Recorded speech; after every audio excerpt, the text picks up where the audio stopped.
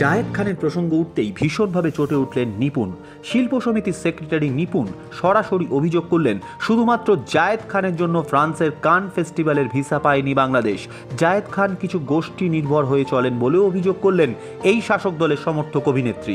শেখ হাসিনার অত্যন্ত প্রিয় বলে পরিচিত নিপুণ প্রতি মুহূর্তে প্রশংসা করলেন বাংলাদেশ প্রশাসনের এবং তুলোধনা করলেন জায়েদ খানকে।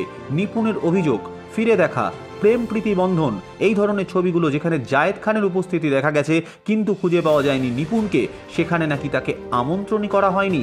নিজেকে চরম ব্যস্ত বলে দাবি করা নিপুণ বনে ফেললেন তার আগামী ছবিগুলোর নাম, যার মধ্যে অন্যতম সুজন মাঝি, রাসেলের জন্য অপেক্ষা ইত্যাদি।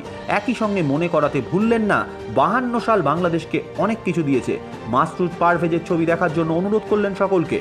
তিনি অভিভূত যে প্রধানমন্ত্রী শেখ হাসিনা সুজন মাঝি দেখার জন্য অনুরোধ করেছেন। জায়েদ খানের মতো নায়ককে তুলোধনা করতে গিয়ে নিপুণ বলেন, যাদের কোনো কাজ নেই তারাই অন্যের সমালোচনা করে।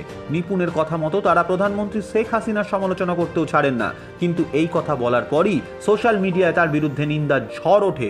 কেউ বলেন এই বুড়ি আবার কি অভিনয় করবেন, কেউ বলেন সত্যি কথা শুনলেই নিপুণ রেগে যান, কেউ বলেন সংবাদ মাধ্যমের সামনে আরো ম্যাচিওর হয়ে কথা বলা উচিত। সব মিলিয়ে জায়েদ খানের উপর সরকারের রাগ ফুটে উঠল শিল্প সমিতির সেক্রেটারির কথায়। নিপুণের কথা মতো তিনি এখন 2007-08-এর মতোই অভিনয় নিয়ে ব্যস্ত। তার কথার সত্যতা কতটা সে তো আগামী সময় বলবে। এই ধরনের আরো ভিডিও পেতে এবং এই মুহূর্তের সময়ের সঙ্গে আপডেট থাকতে এখনই সাবস্ক্রাইব করুন টাইমলাইন ক্রিয়েশন।